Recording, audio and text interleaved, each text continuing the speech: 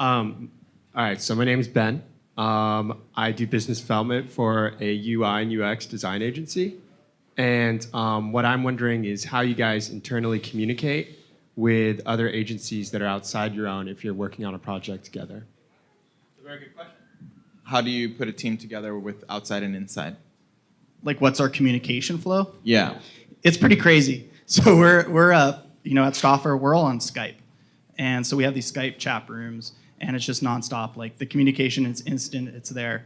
So it's a lot of interacting through Skype. It's Google Docs. We track a lot of things through that, and then it's our ticketing system, and then video conference calls and a ton of meetings.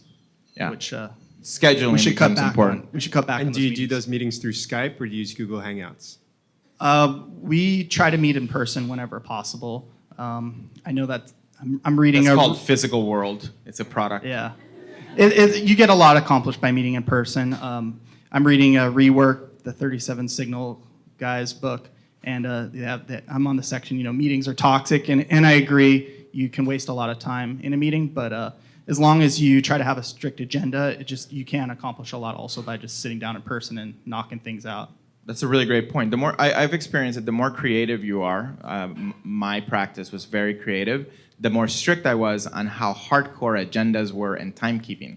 We ran all our meetings on a clock, and I would say, okay, stop. Okay, move on to the next topic. Stop, move on. Within a 1 hour period. Now that looks like I'm a very oppressive leader in a creative culture, but the creative people loved it because there wasn't any well, we're gonna do this. It was really tight. And there's a question from this young lady right here. I just want to add in practicality in terms of what actually, what happens. We typically, whoever owns the client relationship is going to be the one that's driving, and whoever they're talking to get data from, we will, if we're driving the client relationship, then we're asking other people, other partners, hey, can you give me this? Can you give me this for the proposal, this for the proposal? And then we put it together. And then same thing, if someone else is driving the client relationship, they're asking us for tech diagrams, for development estimations, for other things like that, and we kind of feed that in. And it's usually typically tiered like that. So one more thing I would add is that I think what's really important is understanding roles and responsibilities at the outset.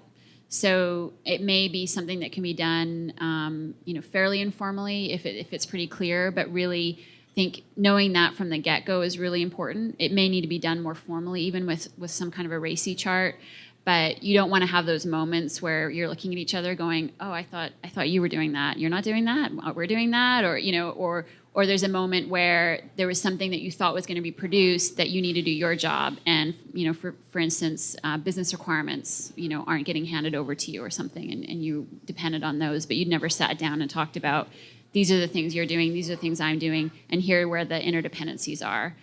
So I think just making sure that's really clear from the outset, and then all of these collaboration tools are finding your own whatever works for the group. But I would echo that sometimes an in-person meeting is really the best way to kind of solidify that group dynamic.